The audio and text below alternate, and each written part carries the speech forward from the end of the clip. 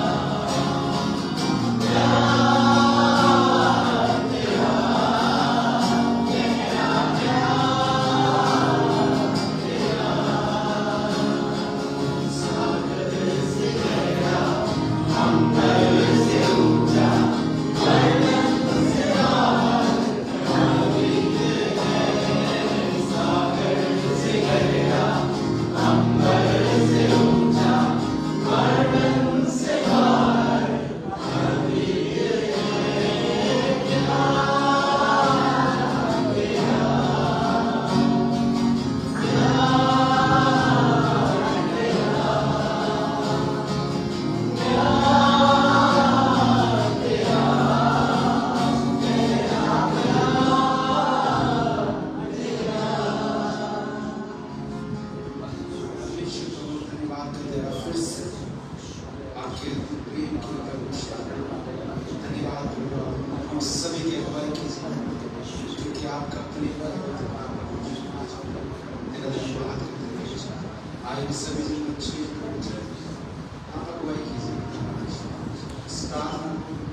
यीशु।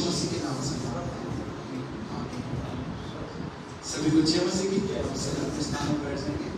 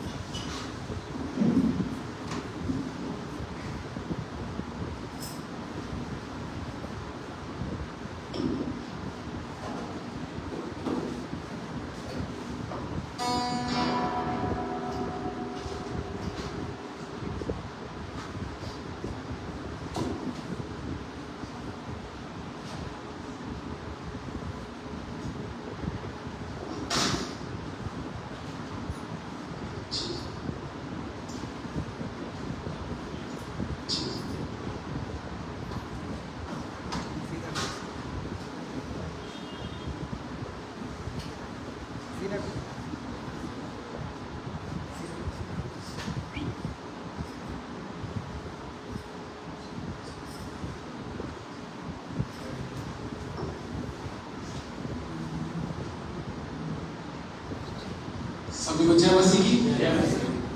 आपका एक बार फिर से हमारे इस इंटरनेशनल मिशन फेलोशिप कॉलेज में स्वागत है। प्रभु का धन्यवाद कि परमेश्वर ने कुछ समय दिया और धन्यवाद। आप सभी को पता है हमारी कुछ गतिविधियां, जो साप्ताहिक गतिविधियां हमारे कॉलेज की, वो इस प्रकार से रविवार की शुरुआत होती है, जो कि होती है हमारी मॉर्निंग प्रेयर सर्विस से, जिसका समय है सुबह 10:30 बजे इसी जगह पे मॉर्निंग प्रेयर की।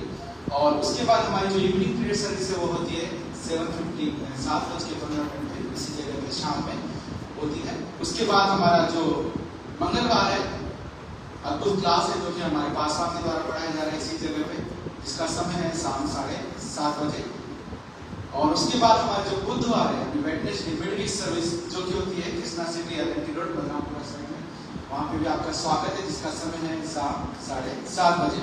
फिर हमारा गुरुवार एक अद्भुत क्लास फिर से पढ़ाया जा रहा है, जो कि हमारे पासवान के द्वारा पढ़ाया जा रहा है इसी जगह पे, जिसका समय भी है शाम 7:30 बजे। आप सभी का स्वागत है।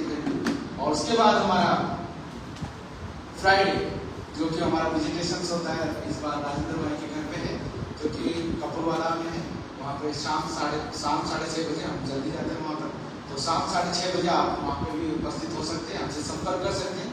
वहाँ पे भी एक अद्भुत प्रार्थना सभा होती है, तो वहाँ पे भी आपका स्वागत है।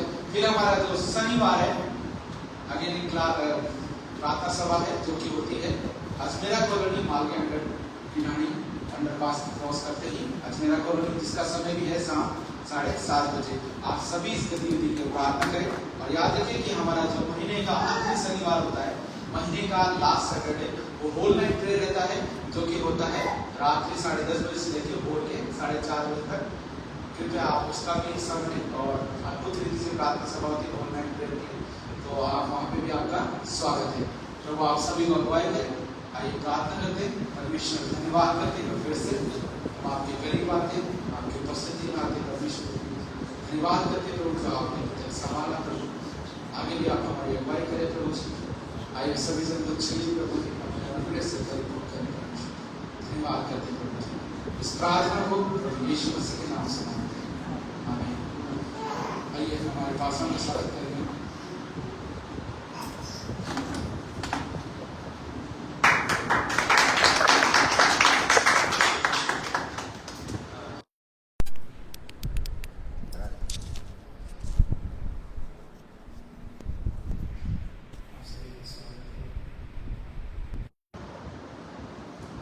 स्वागत है आज के सभा में। बहुत सारे लोग हमारे से कारण डर जा करना चाहिए, क्योंकि बहुत सारी जगह बाढ़ आ रही है। आप सभी लोग प्रार्थना करें पंजाब के लिए, प्रार्थना करें पंजाब के लिए, प्रार्थना करें जम्मू कश्मीर में बाढ़ आई, उत्तराखंड में बाढ़ आई, वहाँ के प्रार्थना करें, लोगों के लिए प्रार्थना करें। आप सभी से निवेदन है कि लगातार प्रार्थना करें, क्योंकि बारिश के कारण बहुत सारे लोगों का क्षतिग्रस्त हुआ है, उसकी प्रार्थना करें। कोई नया है हमारे बीच में,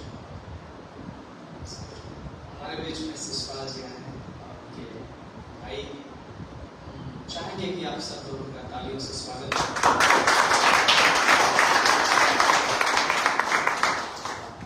शिशपाल जी दुबई से आए हैं और उनके भाई हमारे ही जगह में रहते हैं, राजस्थान में रहते हैं, उदयपुर में सेवकाई कर रहे हैं, ट्रांसलेशन साइड उदयपुर में सेवकाई कर रहे हैं, उन्हें किसी और संस्था से कार्य करते थे। सो इनका जो है घर बागरोटा आप जानते हो कि वहाँ पे लगा है। सो आप सभी के लिए प्रार्थना में रखिए, कि परिवार के लिए, शिशपाल जी के लिए प्रार्थना में रखिए, कोई इस्तेमाल करें बीमा के लिए, कई सारी चीज़ें दुआ में रखेंगे। ओके, सो धन्यवाद आपका, बहुत बहुत धन्यवाद जो आप आए हमारे सभा में।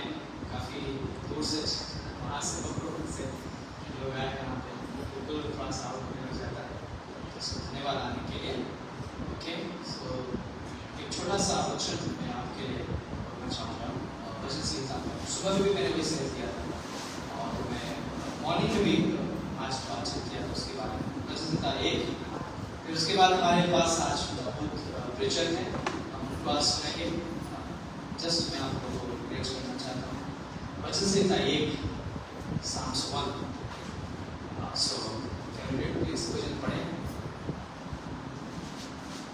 क्या ही धन्य है वो। जो दुष्टों की युक्ति पर नहीं चलता और ना पापियों के मार्ग में खड़ा होता और ना ठट्टा करने वाले की मंडली में बैठता है। क्या ही धन्य है वे पुरुष। अगर मैं ये शब्द कहूंगा तो क्या आप अपने हाथों को उठा के कह सकते हैं? क्या आप ये कह सकते कि मैं धन्य पुरुष हूं, कि मैं दुष्टों की युक्ति में नहीं बैठता, पापियों के मार्ग में नहीं चलता, ठट्ठा करने वाली मंडली में नहीं बैठता? क्या आप अपने आप से कह सकते हैं? यहाँ पे बड़ा खूबसूरत बात है, क्या ही धन्य वे पुरुष जो पापियों के मार्ग में नहीं चलता, ठट्ठा करने वाली मंडली में नहीं बैठता। सोचिए इसके बारे में। क्या अपने आप से कह सकते हैं मैं धन्य हूं?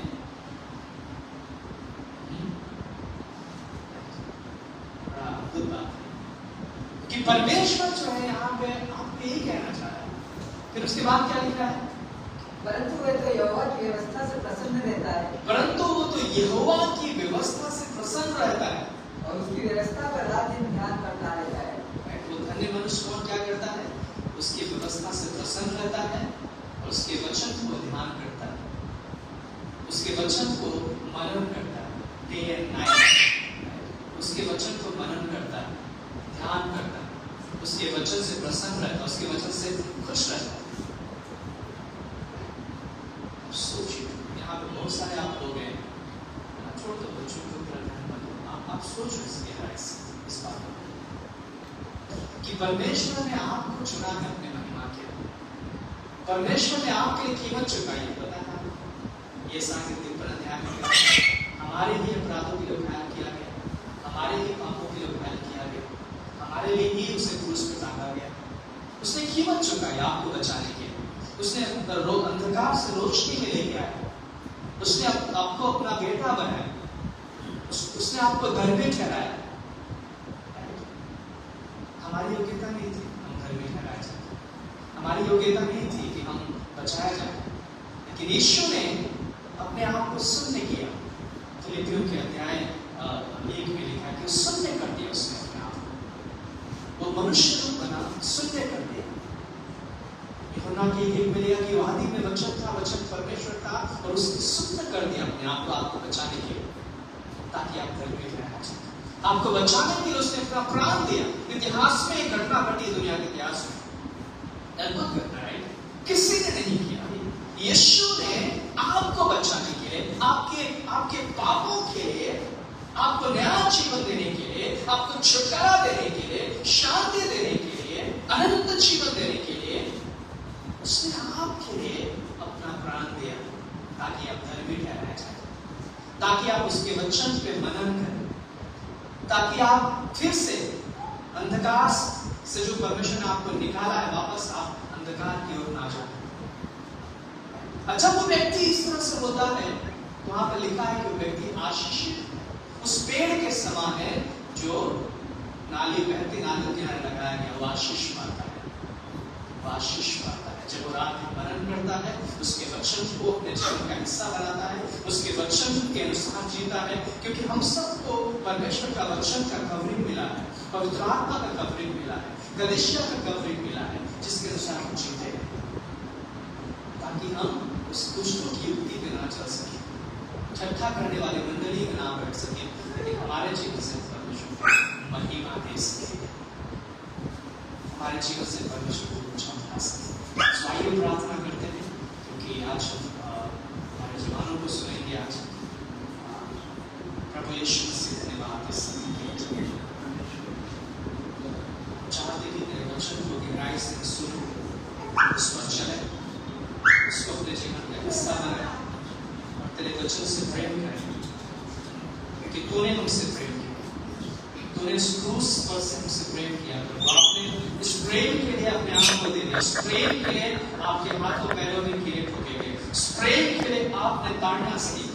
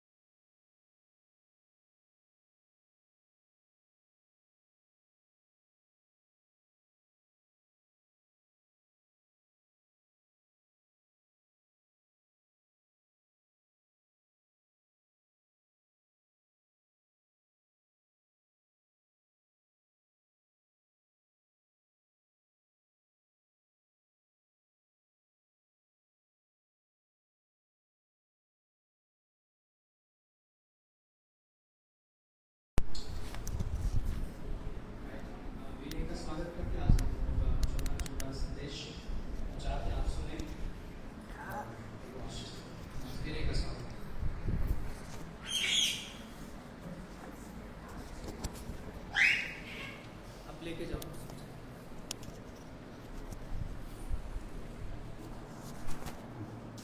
Thank you. धन्यवाद पास्टर। धन्यवाद परमेश्वर का कि आप सब हम लोग यहाँ पे उपस्थित हैं। बहुत ही अच्छा संदेश था। क्या था पहला वचन, क्या था? बहुत अच्छा वचन था ना।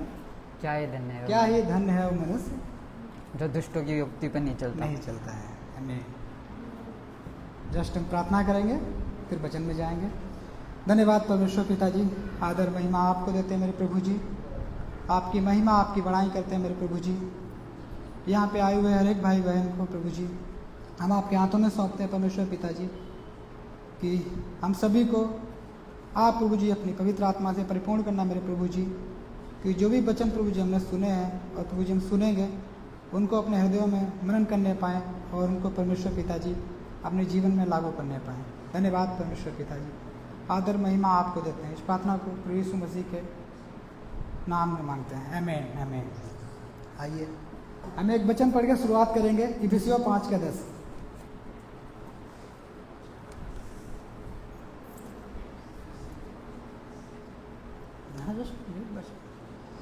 और ये परखो कि प्रभु को क्या भाता है।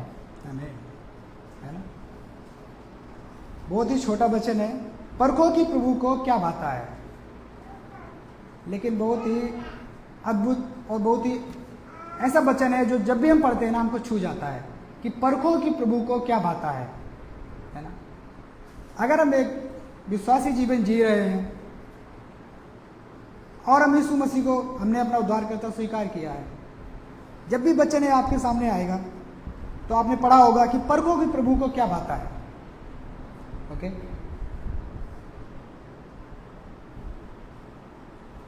हम कई बार विश्वासी तो बन जाते हैं, लेकिन हम अपने विश्वास की चाल कैसे चलना है हम नहीं जानते हैं। अगर हम और इसके आगे वचन पढ़ेंगे दिनेश भाई, और ये परखो कि प्रभु को क्या भाता है, अंधकार के निष्फल कामों में सहभागी ना हो, वरन उन पर उलाहना दो, क्योंकि उनके गुप्त कामों की चर्चा भी लज्जा की बात है। पर जितने कामों पर उलाहना दिया जाता है वे सब ज्योति में प्रकट होते हैं, क्योंकि जो सब कुछ को प्रकट करता है वह ज्योति है। आमीन आमीन। यानी परखो कि प्रभु को क्या भाता है और अंधकार के निष्फल कामों में सहभागी ना हो, वरन उन पर उलाहना दो, क्योंकि उनके गुप्त कामों की चर्चा भी लज्जा की बात है। आमीन। अगर हम एक विश्वासी हैं और अगर हमने विश्वास किया है परमेश्वर पे, तो हम उस अंधकार के कामों में नहीं चलेंगे। हम उस अपने जो हमारे अंदर पाप था, जो हमारे अंदर पहले से जब हम विश्वासी नहीं थे, जब हमारे अंदर वो शैतान काम कर रहा था, उन कामों में हम नहीं चलेंगे।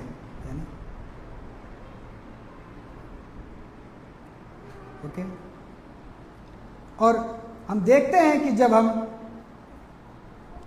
विश्वास में बढ़ते हैं तो हमारे सामने बहुत सी परिस्थितियां आती हैं। ओके, बहुत सी बातें आती हैं जिनसे हमें लड़ना होता है। ओके, और हम चलते हैं और अपने विश्वास में बढ़ते हैं।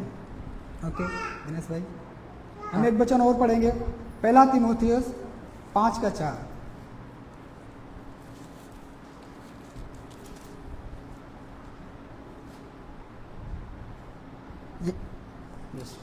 यदि किसी विधवा के बच्चे या नाती पोते हो तो वो पहले ही अपने घराने के साथ भक्ति का बर्ताव करना और अपने माता पिता आदि को उनका हक देना सीखे, क्योंकि ये परमेश्वर को भाता है।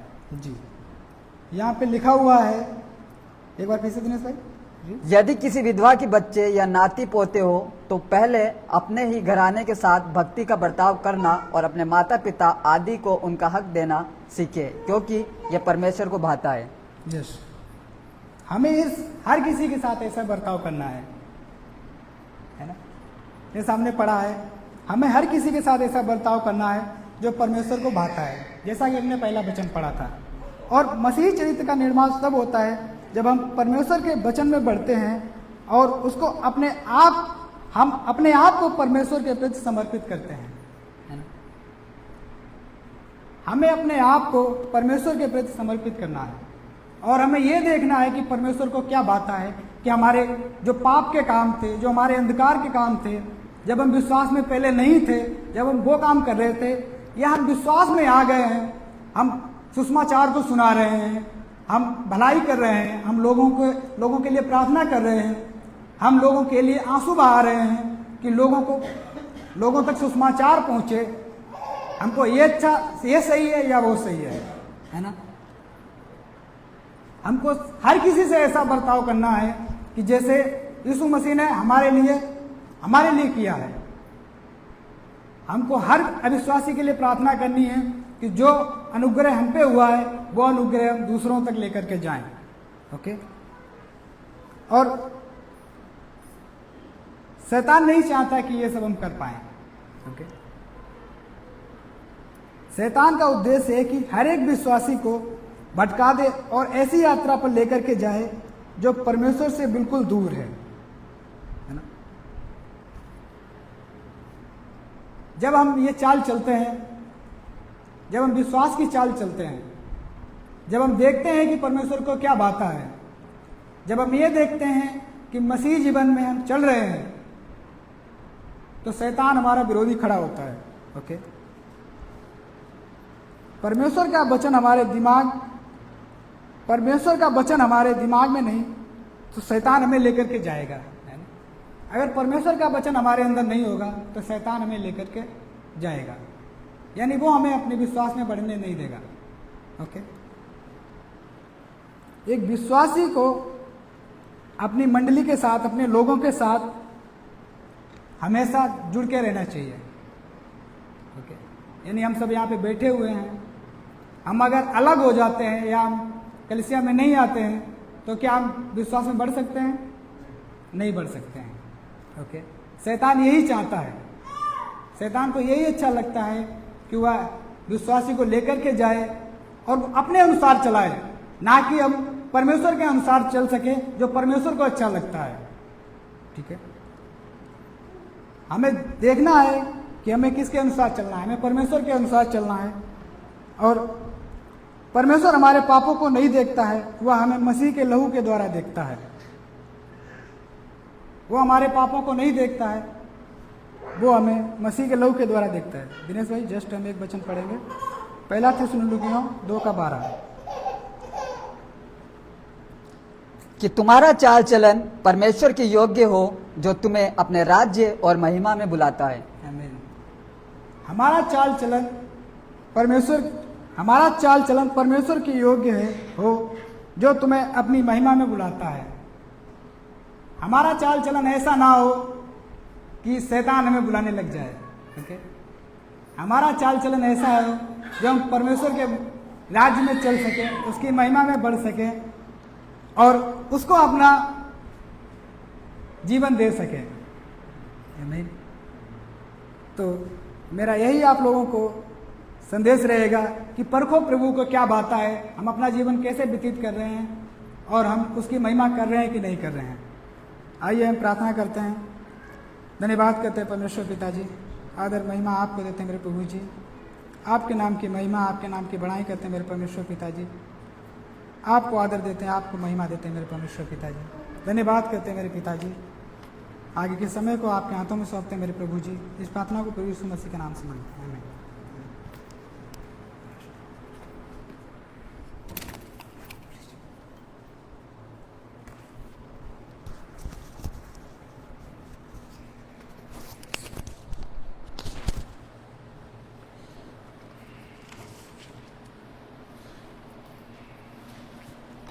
परमेश्वर का धन्यवाद कि ये मौका परमेश्वर ने दिया, और पासवान का धन्यवाद। अभी हमने सुना कि परखो कि प्रभु को क्या भाता है और परमेश्वर को क्या प्रसन्न कर सकते हैं, हम परमेश्वर किस तरह से प्रसन्न कर सकते हैं। और मेरे आज संदेश का जो विषय है वो ये है, आशा रखना, परमेश्वर पे आशा करना या बाट जोना या उस परमेश्वर की योजना का इंतजार करना जो हमारे जीवन में वो करना चाहता है।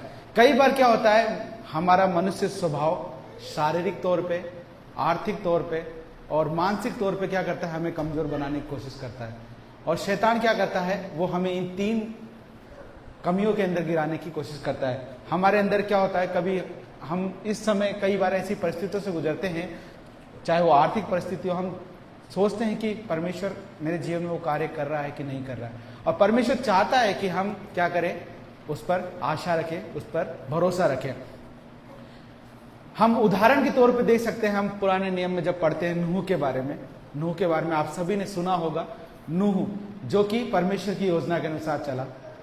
क्या होता है, जब पृथ्वी जब बनी, परमेश्वर ने पृथ्वी की रचना करी, सृष्टि की रचना करी और सबको कहा फैल जाओ, फलो फूलो, और जब फैलो फूले और सब फैलने लगे तो उनके अंदर क्या हुआ, एक मनुष्य का स्वभाव जो पाप था, व्यभिचार और कई गलत कार्य उनके अंदर फैलने लगे, बढ़ने लगे, जिससे क्या हुआ, परमेश्वर वहां पे हम देखते हैं कि परमेश्वर उनको बनाकर पछताया, परमेश्वर क्रोधित हुआ और परमेश्वर ने एक योजना बनाई। और वो योजना किसके साथ बनाई, नूह के साथ। परमेश्वर ने इस योजना को नूह को बताया कि तू एक नाव बना और हर एक जोड़े को लेके इस नाव के अंदर बैठ। नूह ने, उससे पहले हम कहते हैं कि हमने पढ़ा और सीखा है कि एकाएक प्रलय नहीं आया, नूह को बताया गया और नूह क्या कर रहा है, प्रचार प्रसार कर रहा है, लोगों को बता रहा है, बाट जो रहा है कि लोगों की कि लोग आए और बचाए जाए, लोग बता रहे। और ये हमारे जीवन में होता है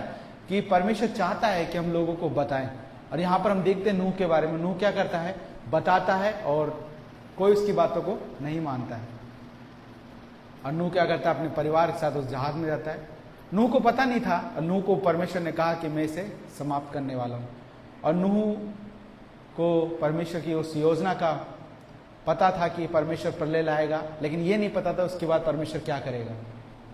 और क्या हुआ, उसे परमेश्वर ने उस नाव में पैक किया।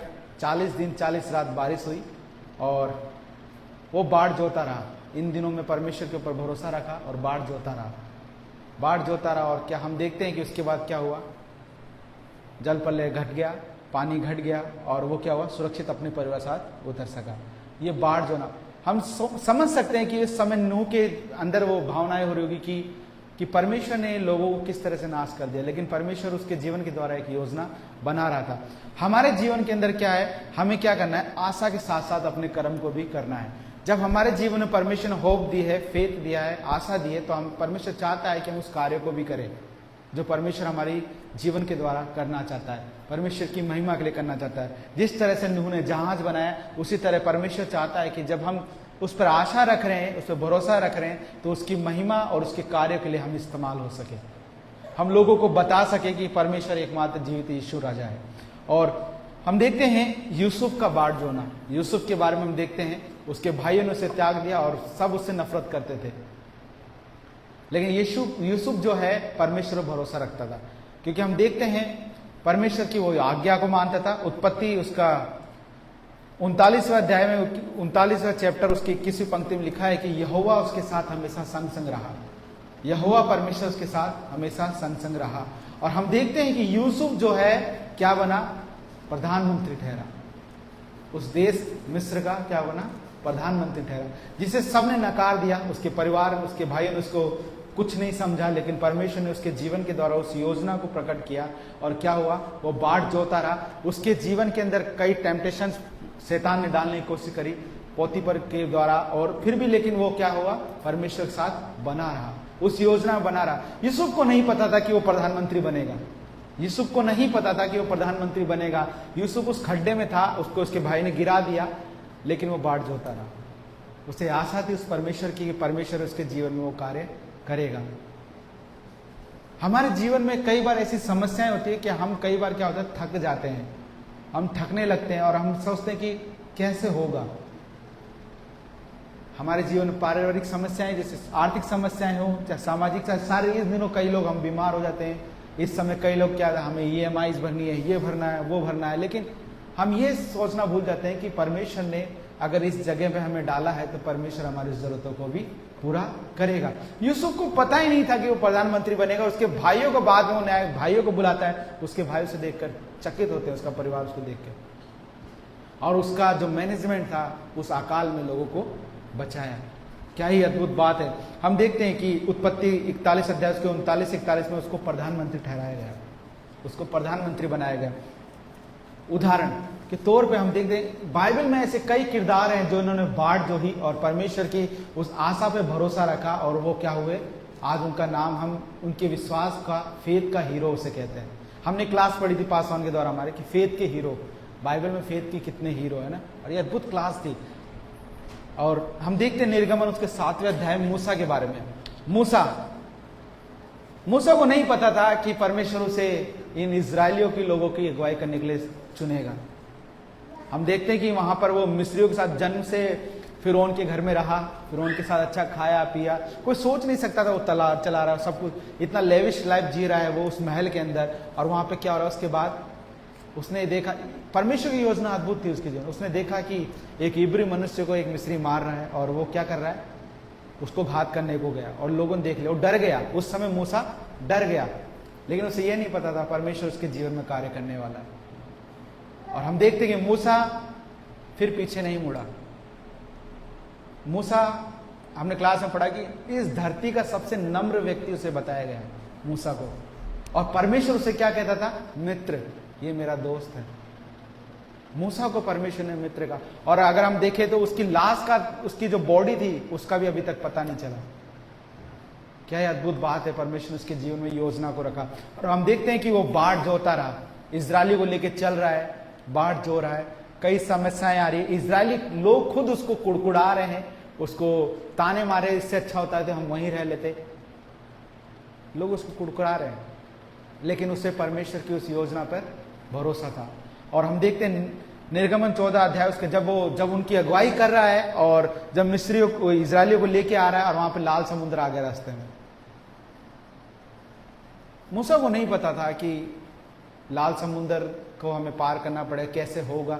सिर्फ और सिर्फ वो परमेश्वर की उन बातों पर ध्यान दे रहा था, सिर्फ और सिर्फ परमेश्वर की उस योजना पर ध्यान दे रहा था जो परमेश्वर उसके जीवन में दे रहा था। परमेश्वर सिर्फ उसको आज्ञा दे रहा था और उस आज्ञा को वो पूरी कर रहा था।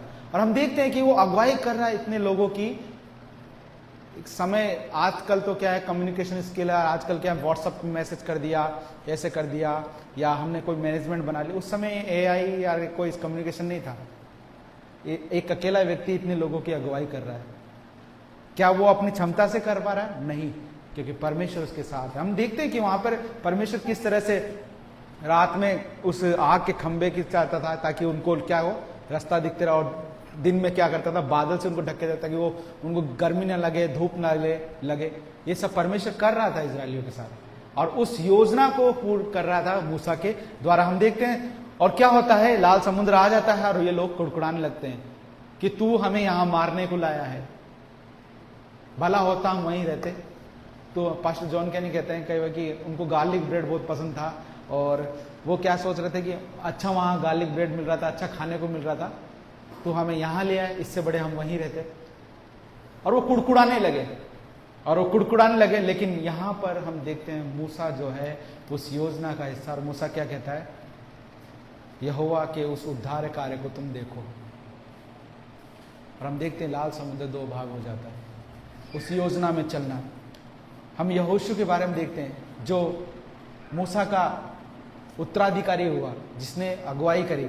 वहां पर हम देखते हैं कि वो भी बाढ़ जो रहा है, मूसा को उसने देखा, सीखा और आशा रख रहा है कि परमेश्वर एक दिन हमें उस कनान देश में लेके जाएगा और हमें अपनी उस महिमा का हिस्सा बनाएगा। और हम देखते हैं कि यहोशू उसका 6 अध्याय उसके 3 से 6 पंक्ति में जब यरीहो की दीवार के जब वो चक्कर काट रहे थे, फेरे काट रहे थे, वो बाढ़ जो रहे थे, उन 7 दिनों की बाढ़ जो रहे थे कि परमेश्वर अद्भुत कार्य करेगा हमारे जीवन में। हम देखते हैं पुराने नियम में ऐसे किरदार हैं जो परमेश्वर को कह देता था वो कर लेते थे। वो ये नहीं सोचते थे कि होगा कैसे। क्या हमारा परमेश्वर जीवित परमेश्वर नहीं है? वो जीवित परमेश्वर है और वो आज भी वो कार्य करता है। लेकिन हम क्या करते हैं, हम अपनी युक्ति और अपनी बुद्धि का सहारा लेते हैं। हम सोचते हैं कि नहीं, कैसे होगा, पॉसिबल ही नहीं है, हो ही नहीं सकता। लेकिन हम उस वचन को भूल जाते हैं जो परमेश्वर हमें कहता है कि तुम्हारा विश्वास उस राई के दाने के बराबर भी होगा तो ये पहाड़ को तो वो टल जाएगा। हमारे जीवन में समस्याएं आती, लेकिन हम क्या करते हैं, उस फेथ जो जैसा कि परखो परमेश्वर क्या बात है, परमेश्वर चाहता है कि हम विश्वास करें उस पे, उस आशा को थामे रहें और उस कर्म को करते रहे जो परमेश्वर ने हमारे जीवन के द्वारा किया है। हम उसकी स्तुति करें, उसकी महिमा करें, संगति करें और उस योजना में उसकी बाट जोते रहें जो परमेश्वर हमारे जीवन के द्वारा चाहता है। और क्या होता है, यरीहो की दीवार ढह जाती है। बाट जोना, उस पर आशा रखना। हम हन्ना के बारे में देखते हैं, पहला शमूएल उसका 1 अध्याय उसका 9 से 18। हन्ना जो कि शमूएल की माँ थी, वो रो रही है और प्रार्थना कर रही है कि परमेश्वर, वो बुदबुदा रही है। एली उसको देख के क्या कह रहा है, तू क्या नशे में है? प्रभु ऐसा नहीं है। वो बाट जो रही है, उसे आशा है कि परमेश्वर मेरे जीवन में कुछ करेगा। लोग उसके ताने मार रहे हैं उसके लोग उसको, लेकिन वो क्या कर रही है, आशा रख रही है। अब आप यहाँ पे एक उदाहरण देख सकते हो कि उसने आशा रखी और रो रही किसके लिए, कि उसके एक संतान हो जाए, और परमेश्वर ने उसे संतान दिया शमूएल के रूप में। लेकिन सोचिए कि उस आशा से जब उसने पा लिया तो उसने क्या करा, उस संतान को भी परमेश्वर के लिए दे दिया। आशा के साथ साथ हमें कर्म करना जो जरूरी है। फेथ पे बिना कर्म के विश्वास अधूरा है, अनहोना है। हम जब तक कर्म नहीं करेंगे, हम कार्य में इस्तेमाल नहीं होंगे परमेश्वर की, या परमेश्वर की इस योजना के अंदर उस कार्य। अब परमेश्वर चाहता है कि हम सुसमाचार सुनाएं, लेकिन हम बैठे बैठे वो नहीं हो पाएगा। परमेश्वर चाहता है, और उस योजना को सफल करने वाला परमेश्वर है। जब हम कई बार हमने आउटरीचेस किया और कई बार हमने ऐसी ऐसी परिस्थितियों से गुजरे, लेकिन परमेश्वर ने हमें उस योजना में हमें सुरक्षित रखा और संभाले रखा। यह अद्भुत बात है। और क्या होता है, वो रो रो के प्रार्थना कर रही है और बाट जो रही है, और वहां पे क्या होता है, परमेश्वर उसकी सुनता है।